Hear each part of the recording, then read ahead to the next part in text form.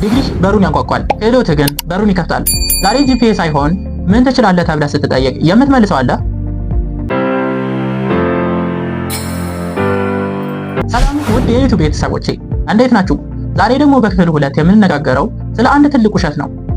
ጂፒኤ 4 ከመጣ ህይወትህ ተስተካክሏል የሚለው ውሸት። ዛሬ በግቢ ቆይታችሁ ማንም የማይነግራችሁን ነገር ግን ተመርቃችሁ ስራ ፍለጋ ስትወጡ በዱላ የሚመታችሁን እውነት እናያለን። ፎር አምጥተው ስራ ያጡና ስራ አምጥተው ትልቅ ድርጅት የሚመሩ ሰዎችን ምስጢር ዛሬ እንፈታለን። ይህ ቪዲዮ በዩኒቨርሲቲ ቆይታ ልታደርጋቸው የሚገቡ 3 ወሳኝ ክህሎቶችን እናያለን። እስከ መጨረሻው ካልተከታተልክ ዲግሪ ለቤት ማስጌጫነት ብቻ ሊያገለግል እንደሚችል እወቅ።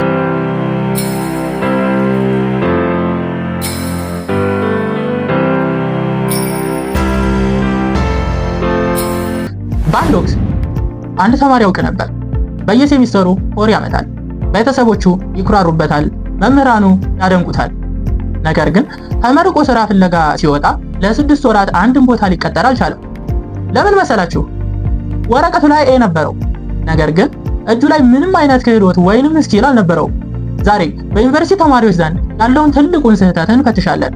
ውጤት ላይ ብቻ ማተኮርና ራስን ለስራው ዓለም አለማዘጋጀት። ጂፒኤ ቁልፍ ነው ወይስ ክህሎት? ዛሬ እውነቱን እነግራችኋለሁ።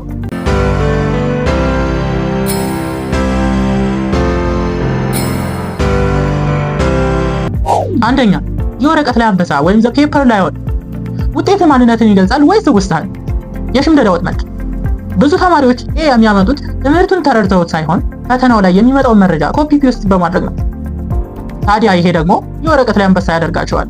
ወረቀቱ ላይ ፎር ይታያል፣ ጭንቅላት ውስጥ ግን ባዶነት አለ። ለፈተና ብቻ የምታጠና ከሆነ ፈተናው ባለቀ በሳምንቱ ትምህርቱን ትረሳዋለህ። ነገር ግን ነገ ስራ ስትጀምር የሚከፍልህ ለምታስታውሰው ሳይሆን ለምታውቀውና ለምትተገብረው ዕውቀት ነው። ጂፒኤ ለድርጅቱ የመግቢያ ትኬት ወይም ኢንትራንስ ትኬት ነው።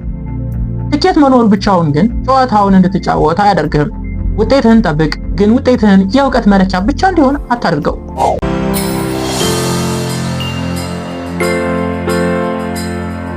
ሁለተኛው የጠፉት ሶፍት ስኪልስ ወይም ዘ ሚሲንግ ኢንግሬዲየንትስ የምንለው ነው።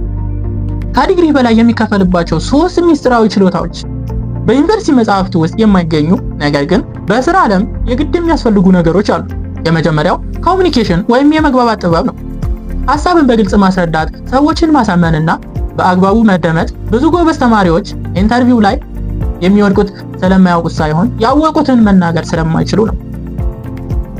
ሁለተኛው ኢሞሽናል ኢንተለጀንስ ነው፣ ወይንም ስሜትን መቆጣጠር ማለት ነው።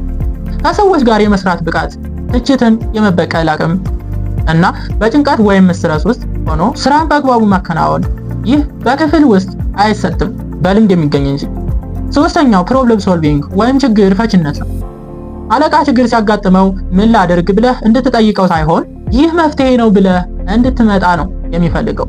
በግቢ ቆይታ በራስህ ጉዳዮች ላይ ውሳኔ መስጠት ተለማመድ።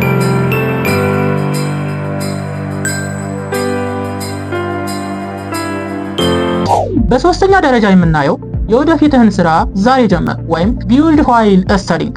ተማሪ ነህ ወይስ በስልጠና ላይ ያለህ ባለሙያ? ፖርትፎሊዮን ገንባ። ተመርቀህ ስራ ስትፈልግ ልምድ ወይም ኤክስፒሪየንስ አለህ ትባላለህ። ተማሪ ነበርክ የሚለው መልስ አያዋጣም። በግቢ ቆይታ የሰራሃቸው ፕሮጀክቶች፣ የጻፍካቸው ጽሁፎች ወይም የሰራሃቸው ዲዛይኖች ያንተ ልምዶች ናቸው። ሌላው ቮለንተሪዝም ወይም በጎ ፈቃድ ውስጥ ተሳተፍ። በነፃ መስራት ትልቅ ኢንቨስትመንት ነው። በክረምት ወይም በትርፍ ሰዓትህ ድርጅቶች ውስጥ ገብተህ ረዳት በመሆን ስራውን በተግባር ይው። ይህ ኔትወርክ ይፈጥርልሃል። ሌላው ዲጂታል ዓለሙን ተቀላቀል። እንደ ሊንክድን ያሉ ማህበራዊ ገጾችን ተጠቀም። የምታውቀውን ነገር ለሰው አካፍል። በዚህ ዘመን የማይታወቅ ብቃት ወይም ሂድን ታለንት ዋጋ የለውም። ዓለም እንዲያይህ ክህሎትህን አሳይ።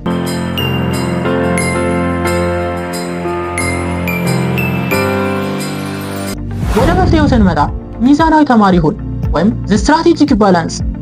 ውጤትም ዕውቀትም ክህሎትም እነዚህ 3 ነገሮች ኑሮ ለማለት ነው። አሸናፊ ተማሪ ለመሆን እነዚህ 3 ደረጃዎች ተከተል። የመጀመሪያው የጂፒኤ ጣሪያን ወስን። ውጤትህ ከስሪ ወይንም እንደ ዘርፉ ከስሪቱ በታች እንዳይወርድ ጠብቅ። ይህ መሆኑ ሁሉም የሥራ በሮች ክፍት ያደርግልሃል።